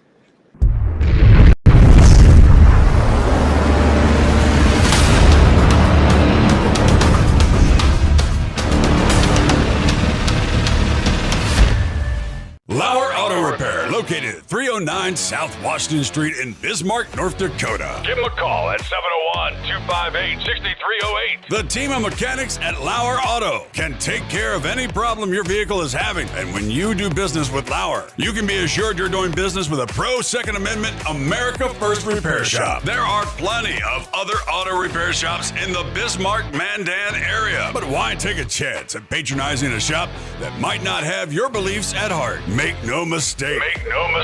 LAUER Auto is your pro Second Amendment repair shop. When you talk to the guys at LAUER Auto, don't forget to tell them that you heard they are a sponsor of Guns and the 701 and that you appreciate their support of our pro Second Amendment, pro North Dakota live stream and podcast. That's LAUER Auto Repair, 701-258-6308. 701-258-6308. Located 309 South Washington Street in Bismarck, North Dakota.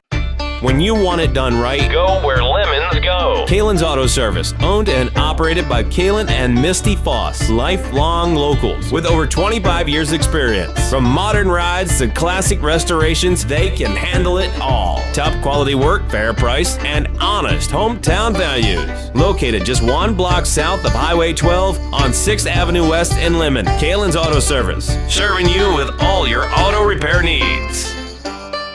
For the best gun gear for every and any situation, Little Angry Man Arms LLC has you covered. Top-notch guns from top-name brands like Winchester, Glock, Sig Sauer, and Ruger to essential extras from Magpul, Streamlight, Hollow, Sun Optics, and more. Little Angry Man Arms LLC have everything to make your shooting adventures a success. Visit littleangrymanarms.com today and gear up for your next big hunt, competition, or home defense. Don't miss out on our exclusive exclusive deals. Little Angry Man Arms LLC, based in Trail City, South Dakota, your ultimate hunting partner.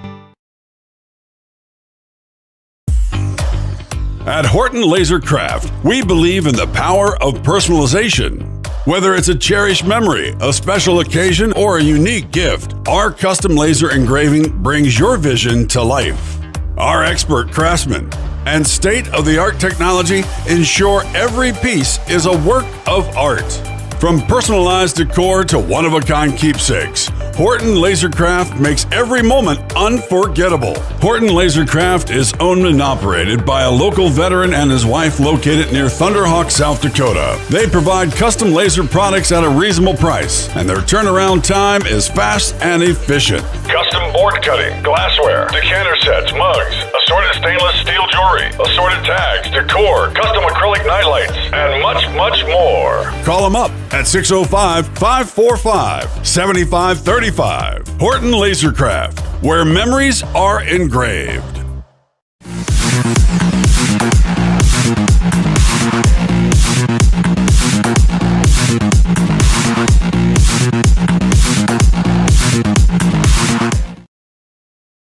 How do we achieve real energy dominance?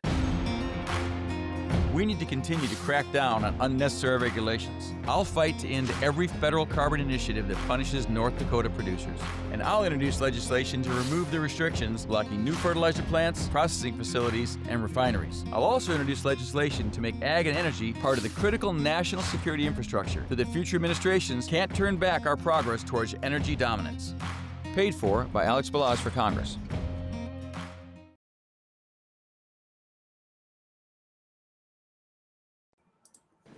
All right, we are back. I want to run one for Alex there as well. I also want to remind everybody that my newest sponsor, who went with the top tier, and I really love these guys. I do a lot of business with them. This is Crappie Creek Feeds LLC, Jason and Megan Holm. You can contact Jason at 605-850-3998. And he's located at 21278 159th Street, Glad Valley. So to simplify that, if you're outside of Isabel, it's probably about 9-10 miles. And they're just fantastic people to work with. They got very strong patriotic and freedom-minded values. And I'm telling you, you aren't going to find nicer people that are more accommodating than Crappie Creek Feeds LLC. Jason and Megan Holm, once again, 605-850-3998. And we are very happy to have them join our team as being a sponsor of Guns in the 701. All right. Yeah. If you need good feed, I'm telling you, they got it. That's awesome. Their mineral program. And it does help. It does. I switched over to their mineral program, and I'm telling you, the results are night and day from what I was using. So yeah, I'm very happy. So I want to say I did get another text, and this is I won't say who it was because he's been helping me in the background, but he said that Shively has stooped to a new low, and then goes on to say, how does the old saying go? If you can't debate in logic, you resort to personal attacks. Hopefully people will see through it. I couldn't agree more. I bet I know who sent you that too, because it's something they say a lot. I guess you'd say if it's the guy I know, but it might not be. But it really does. I'm telling you right now. Okay, take Alex. Alex, when I just played it, Julie wouldn't even debate him. Okay, if she's so confident, just debate the guy. I don't see where that's an issue at all. I don't know if I like the new age debates, Mary, but I do like a good debate. Absolutely. I don't like the idea that it's canned questions and only these people can come in. And you got to have a good moderator that really is, they shouldn't be on anybody's side. Have some questions, but to me, a true debate is when anybody can get up to the mic and ask anything. Be civil. If you get up there and get pissed off, or you're up there just making a statement, you probably should be escorted away. You need to ask real questions for real answers and let the candidate answer. But they don't do that anymore. It's always canned debates, is what I call them, with kind of an intended outcome. I've always despised that. Yeah. debate the issues. It isn't hard. And I guarantee you, knowing Don, he would never face you like that. You know, especially with like the text he just put. I bet you he'd never say that to your face. Not publicly. Not publicly. No. You know, but he'll put it publicly out there. I mean, even though that some people's numbers were not put on that list. I mean, mine wasn't, but I still got it. My kids got it, but I didn't. The neighbors got it. All my friends got it. Even a couple deputies have texted me already. And it's like, and I should, I can find that one from a deputy. I won't even say what county. I mean, these are all the texts that I've gotten. Just from that, yeah. Yeah. So, hey, Don, thank you. Thank you, exactly. I mean, your intention was to just, This is what this deputy said. Your opponent is playing dirty, huh? And it's like, yep. And it's like, whatever. Whatever. I'm just not even gonna. And I wouldn't worry about it, Mary. It's a desperate act, a week out. I don't think it helped him because obviously, obviously that by the text you're getting, mine is filling up. The first guy that, David said it to me right away. Thank you for that. I've gotten it. I don't know how many times. Like, hey, did you see this? Because they know that I have endorsed you and I'm for you. So I was like, yeah, I saw it. He's not changing any minds at this point. No, I doubt. No. And then to use AI in the picture itself. And then to go name calling corny. But here's the deal that I had found out from Representative Rohr that Perry Schaefer and Senator Scheibler used to call me the corny lady or the corny lady behind my back for years. For years, they called me the corny lady. And it's like, really? And she goes, oh, I thought you knew that. And it's like, no, I didn't know that. I mean, it doesn't surprise me given the level of I mean, there's no decorum. There's no decency. It's like, let's go, boys. Come on. That's why when I got, remember that when I got appointed to that seat, and you're like, how'd that happen? I don't know. I don't know why he thought I was with him, but I played it as long as I could. As far as after I figured out what was going on there, I didn't know it at first, but that guy, when I sat across from him in his office, he wouldn't really look me in the eye when he'd say something. You're like, okay, well, that's the first sign of a liar. Yep. It kind of put up my red flag right there.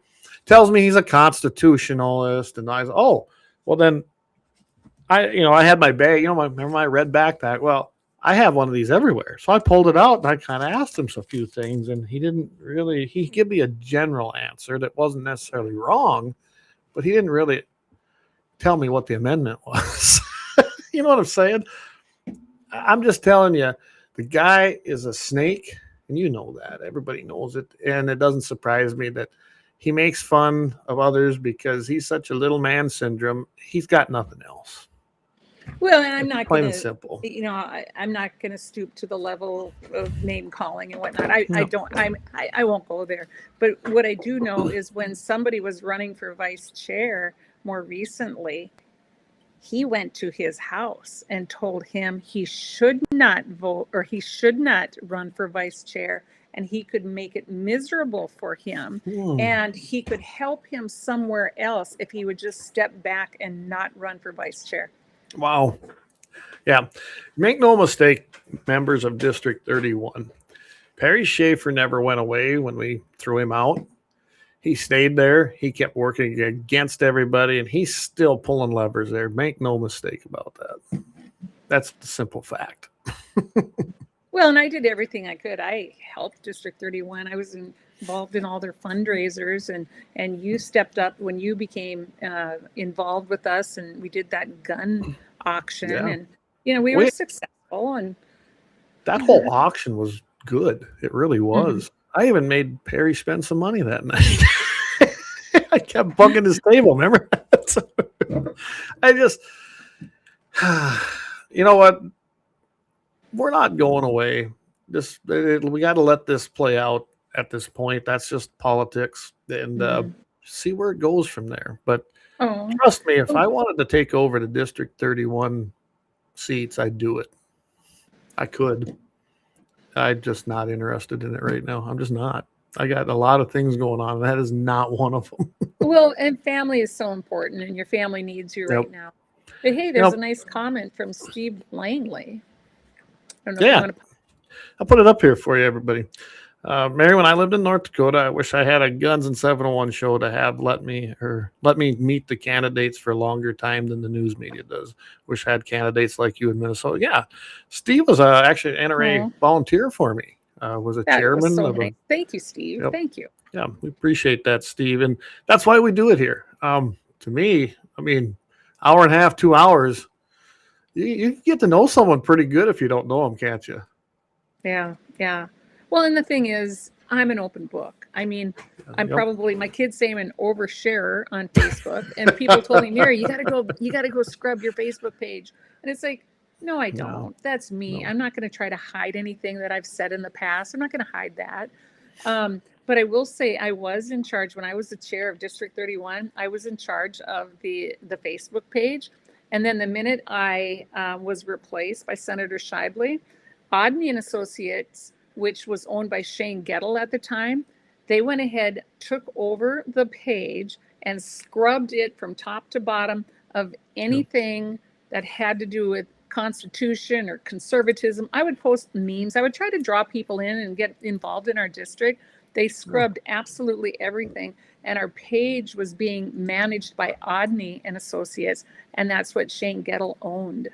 And when I had brought it up at a meeting, I said, well, why is Odney and Associates running our Facebook page? How can we afford that? He said, they're not. And I said, well, it says right on our front page. I remember when you sent that to me. Yeah. And it's true. They want control of everything. They want control of the board, the committee, and of course, all of the social media. Anything that they can control, they will, and they will scrub it to fit.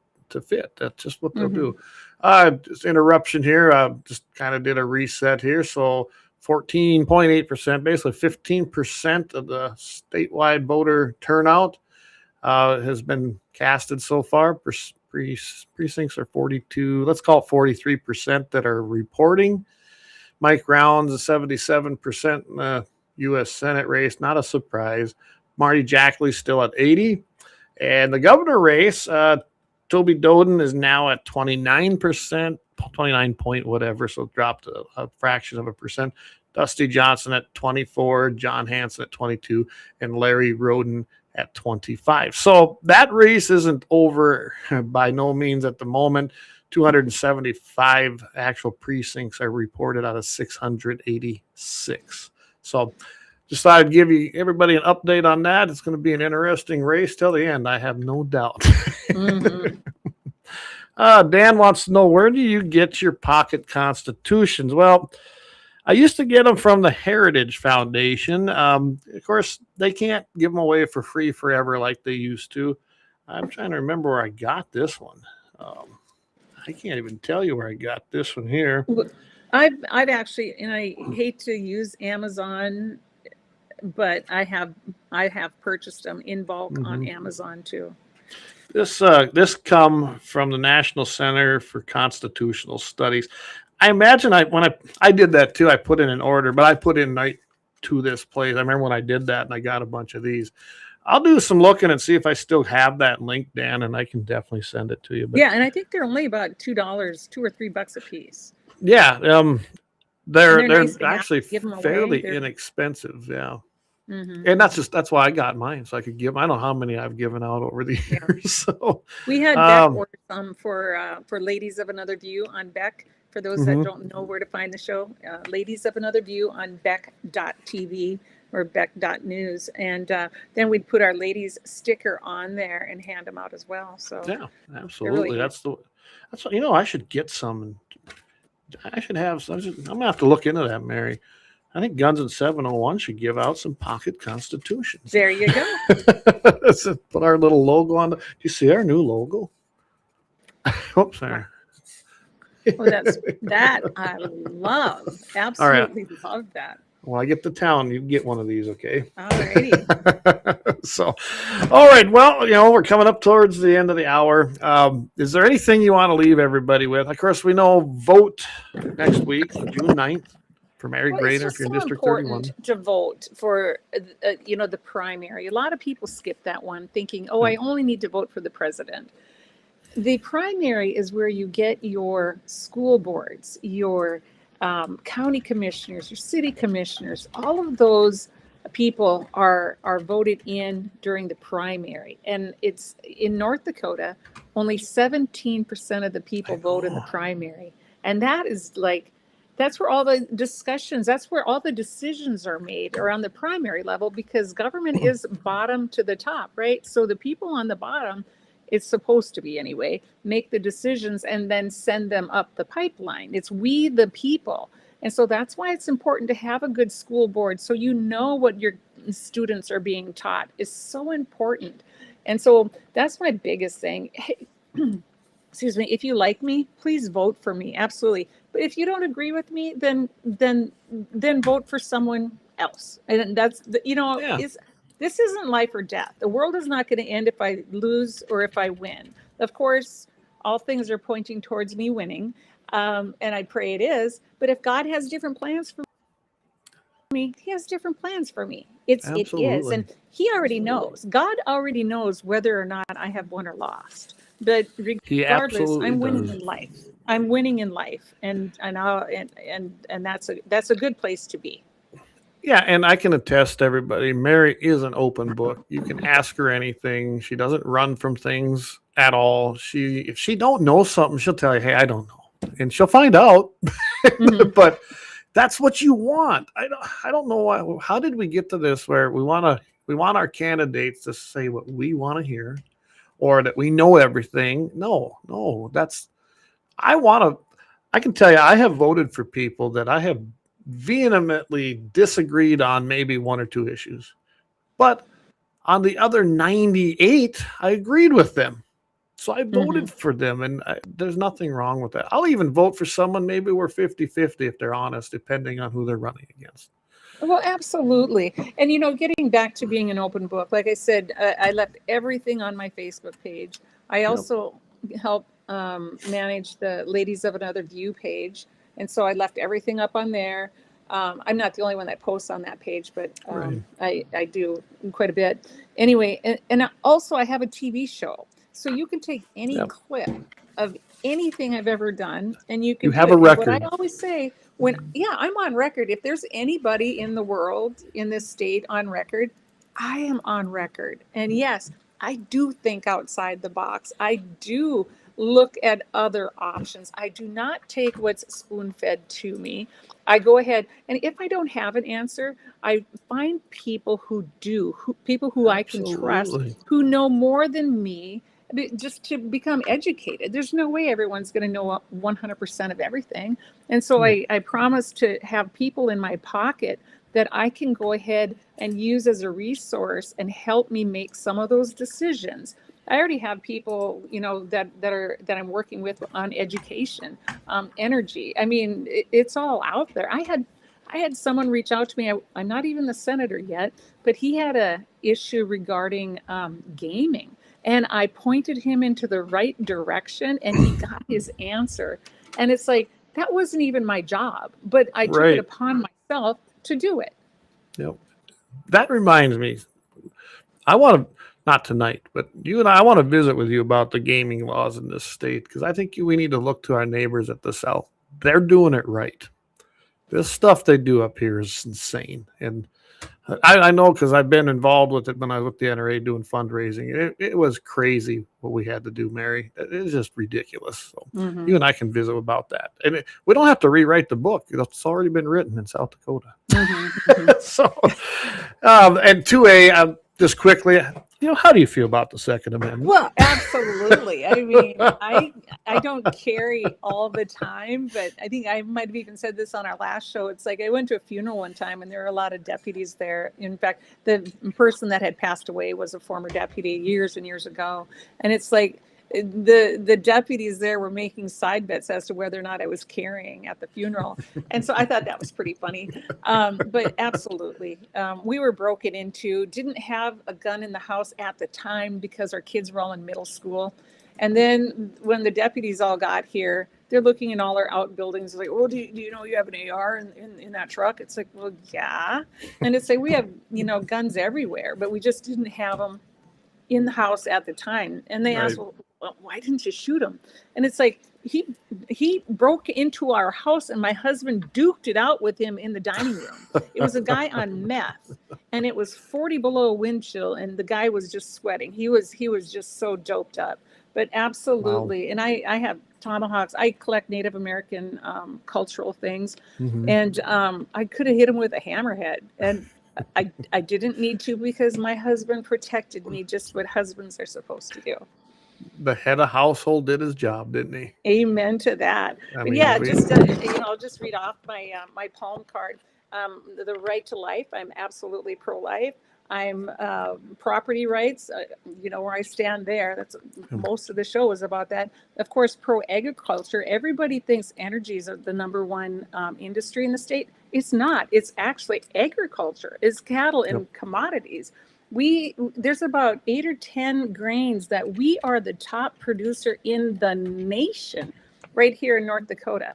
And then, of course, education. We've got to do something to fix education. Our kids, some of them can't read. They can't read. I had to teach when I was in high school. I taught one of my classmates. I was teaching him 3-letter words in the 7th grade. Wow.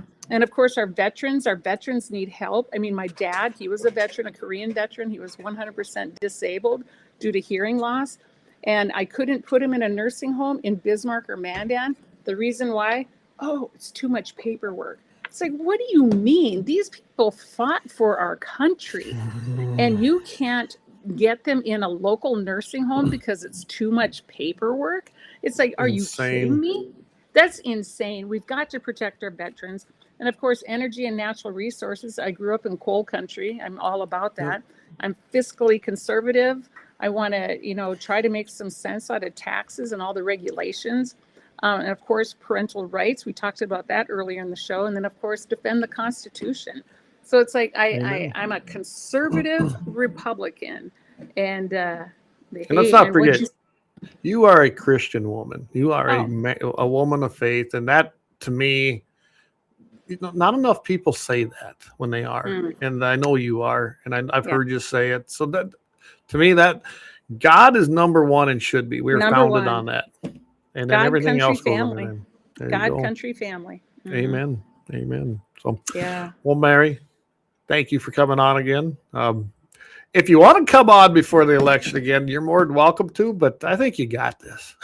Well, I hope so. I hope so. I hope people can see through the fluff and just vote for someone with a true heart, and like a faithful, like you said, I'm a servant of God first. God already knows if I'm winning or losing. And so I put all of this in his hands. And it's just weird. People say, well, there's no such thing as coincidences. There aren't. That text, you and I had been planning to do this for about a week now. For quite a while, yeah. Yeah. Well, yeah, because we were on before, but I think we talked about a week ago. Let's get you on again.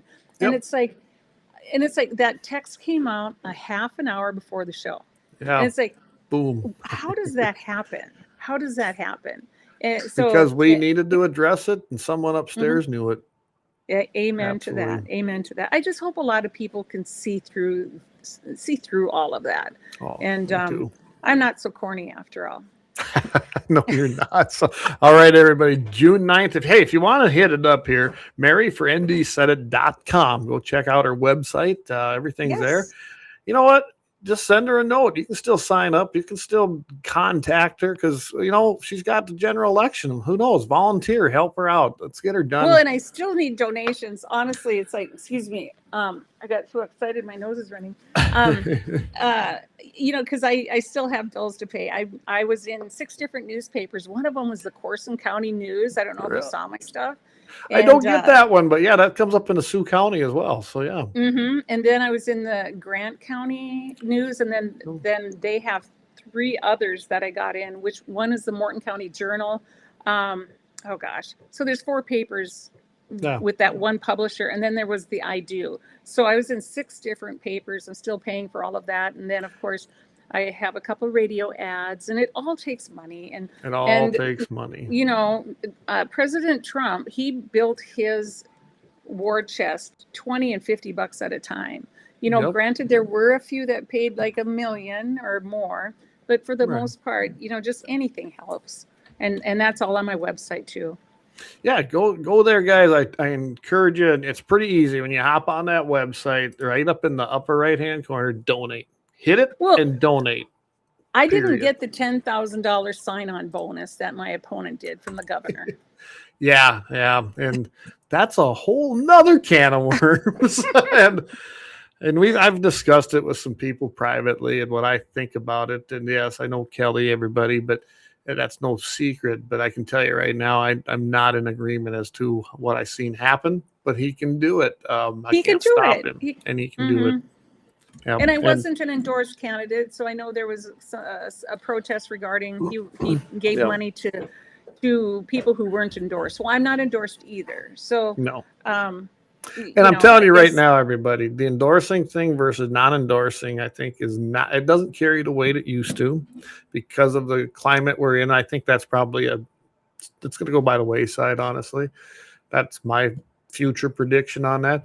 And you're going to see more candidates running independently and just skipping it. I just think you're going to see it. It's not bad. It's how a lot of places operate. They get petitioned. There's no endorsing in South Dakota. Never was. Well, that was the climate I grew up sometimes in. it's like 20 people might determine who is endorsed because 20 people show up to the meeting, but yet there's 16,500 constituents. That's a round figure. There's 16,500 to 17,000 per district in North Dakota. And that's so Right. that they're all equal. They have the equal amount of people. And so Well- sometimes 20 people will determine who is going to be running for your Senate or your House Well, position. look at this. You got the governor race going on right now in South Dakota. You have registered voters of 497,046. Right now, the total ballots cast are 78,368. And for governor, it's only 63,859.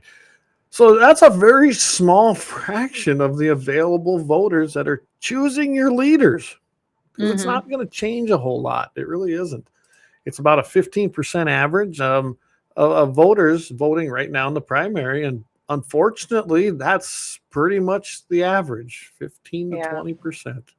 The only thing that I could have an issue with is out in Grant and Hettinger County, every voter was mailed a ballot because they only have one polling place. Sioux County as well. Oh, was it Sioux and Grant County then maybe? Maybe Yeah, those I are know the two. Sioux. Yeah, we've been that way for several years here because Okay. when the legislature passed a bill that said they only need one place, they shut the others down on this side of the county. And to me, that isn't where you save money. So now we have No. to go to Fort Yates if we want to vote, and so we just do it. We do it by mail. Do it by mail. And so it depends if any of those were captured in nursing homes or whatnot. You don't know. And so again, I put it in, it's more of that. Sioux County, you've been down here. There's not a lot of things in Sioux County. it's a beautiful county though. I mean, it really is. Yeah, but I mean, as far as your facilities and things, mainly you've got Selfridge and you've got Fort Yates, so your two main places. Selfridge ain't that big, so. But all right, Mary. Well, I think we're gonna call it a wrap. I do appreciate you coming on, and I can't stress enough, everybody. June 9th, your ticket in District 31 is Mary Grainer for Senate, District 31, Karen Rohr, and Dawson Hawley for your state representatives. And they all are going to, well, Mary don't have a record, but she does because she's got a whole lot of years of shows. You can go check out her record on things. But Karen and Dawson hold a very good percentage as far as conservative voting, especially when you go to Legend 8. That's a really good source. So vote for the real conservatives. This Or is your even they team. have a great CPAC rating too. Both of them are Yes. like way Yeah. up there on Yeah. CPAC, like in the 90s. I'll put it this And, way, if you love Jeff Holverson or Jeff Magrum, you know the people I'm talking about. Ben Koppelman, you're going to love these three. So vote that way. So Thank you for that. all right, everybody. Appreciate you tuning in. Leon Francis will be subbing for me next week here on Tuesday. He's got the show. I'm going to be out taking a little time off that week, heading out, and we're going to do a little camping and get away from the world Good. next week Good before for you. haying starts. So Let me yeah, know I where won't that's even- at in case I need a campsite next to you or something. Yeah, Raleigh Reservoir, believe it or not. It's a Oh, very nice. beautiful little reservoir with awesome facilities that I think nobody knows about. So yeah, Well, that's where we're headed. my husband used to go roping in Raleigh, so Yeah. we took the kids to the youth rodeos in Raleigh. Yeah, you head out about 5 miles outside of Raleigh, back to the west. It's gravel, but it's a good gravel road, and it's nice. just a very nice place. So, yeah. Thank you. All right, everybody. With that, Friday morning, I'll be on with Mitchell in the morning, KFYR, the Big Stick AM radio there, and I don't know. I suppose we're gonna have to talk about the election. I should tell Todd, hey, why don't you let Mary take my spot on Friday morning? There you go. I'll do that. And I just want to do a shout out. We were getting a few comments here from Dan and from Steve about having a good show. I appreciate it. Yep. Just thanks for hearing me out, and Yeah. just share it. If everybody brought 10 people to the Oh, voting booth with them, Wouldn't that be awesome? we can Yeah. take that. Absolutely. Absolutely. All right. With that, everybody, have a great rest of the week. Remember, if you don't vote, somebody else will. And you can't complain. That's right. All right. God bless everybody. All And right. we'll God see you bless next you all. time. Take care. Thanks again. Yep. Thanks again, Mary. Love you all. Bye.